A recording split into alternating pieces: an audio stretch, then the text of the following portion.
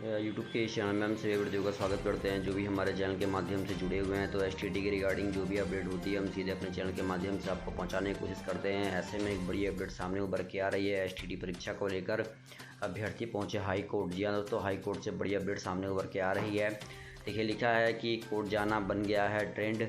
STT परीक्षा बचाने को लेकर अभ्यर्थी पटना हाई कोर्ट पहुँचे हैं। राज्य में 10 साल के बाद 28 जनवरी को एसटीटी परीक्षा का आयोजन किया गया था, लेकिन 5 माह बाद बिना किसी ठोस कारण के अचानक इसे रद्द कर दिया गया था। इससे छात्रों में भारी आक्रोश है। छात्रों का कहना है कि देखिए, आगे लिखा है एसटीटी की परीक्षा का आयोजन जो है वो 9 साल के बाद किया, लेकिन 5 माह बाद बिना किसी ठोस कारण के अचानक इसे रद्द कर दिया गया। इससे छात्रों में भारी आक्रोश है। छात्रों का कहना है कि जिन 4 सेंटरों पर गड़बड़ी की शिकायत मिली थी उसकी पुनर्परीक्षा लेकर आंसर की भी जारी कर दी गई थी। परिणाम आने के दिन ही इसे अचानक रद्द कर दिया।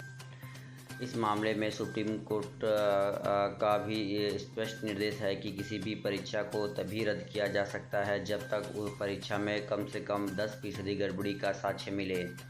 तो देख सकते हैं, इसी साक्ष्य को बनाकर अभ्यर्थियों ने इस परीक्षा को बचाने के लिए पटना उच्च न्यायालय में कुल 5 रिट याचिका दायर किए।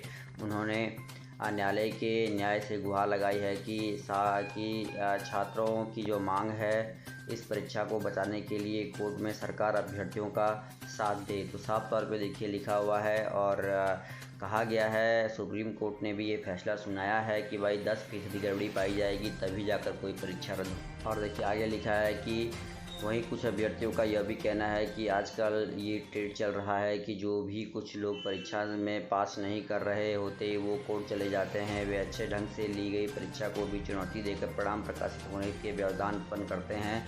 छात्रों का कहना है कि अगर ऐसा ही होता रहा तो बिहार में एक भी परीक्षा का सफलतापूर्वक आयोजन नहीं हो पाएगा, परिणाम प्रकाशन नहीं हो पाएगा। इस बार छात्रों का कहना है कि वो भी अब चुप नहीं बैठेंगे और वे लोग इस परीक्षा को बचाने के लिए जी जान लगा देंगे।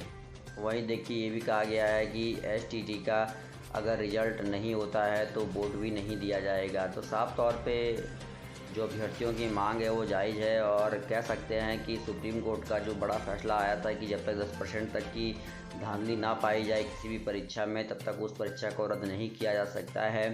तो 311 सेंटरों में से अगर 1-2 सेंटरों की भी परीक्षा में गड़बड़ी पाई जाती है तो 10% ये पूरा नहीं होता है। तो ये भी एक बड़ा प्रूफ है कि भाई 10% की गड़बड़ी तो एसटीटी परीक्षा में पाई ही नहीं गई। तो ऐसे में सरकार कैसे जो है परीक्षा को रद्द करा सकती है। तो एसटीटी का रिजल्ट नहीं तो वोट नहीं, ये भी एक टैग बन चुका है।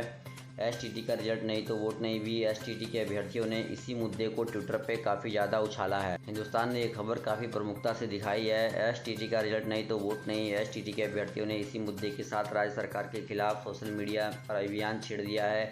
माध्यमिक व उच्च माध्यमिक शिक्षकों के लिए ली गई पात्रता परीक्षा में सम्मिलित होने वाले 37,000 अभ्यर्थियों ने ट्विटर पे ये आंदोलन और देखिए लिखा भी है, ट्विटर के माध्यम से अभ्यर्थियों ने छेड़ा अभियान, राज्य की सरकार के खिलाफ कर रहे हैं गोलबंदी।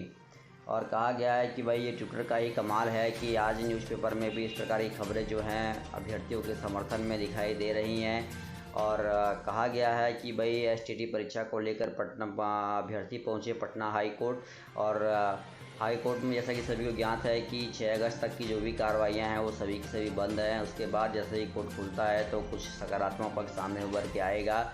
ऐसे में देखना ये होगा कि थोड़ा अभ्यर्थियों को अभी इंतज़ार करना पड़ सकता है और जैसे ही कोर्ट खुलता है तो कुछ ना कुछ हमारे पक्ष में फैसला आएगा। क्योंकि मैंने आपको पहले भी कई बार ये बात बताई है कि जो कोर्ट है वो तब तक कुछ भी नहीं कर सकता है जब तक कि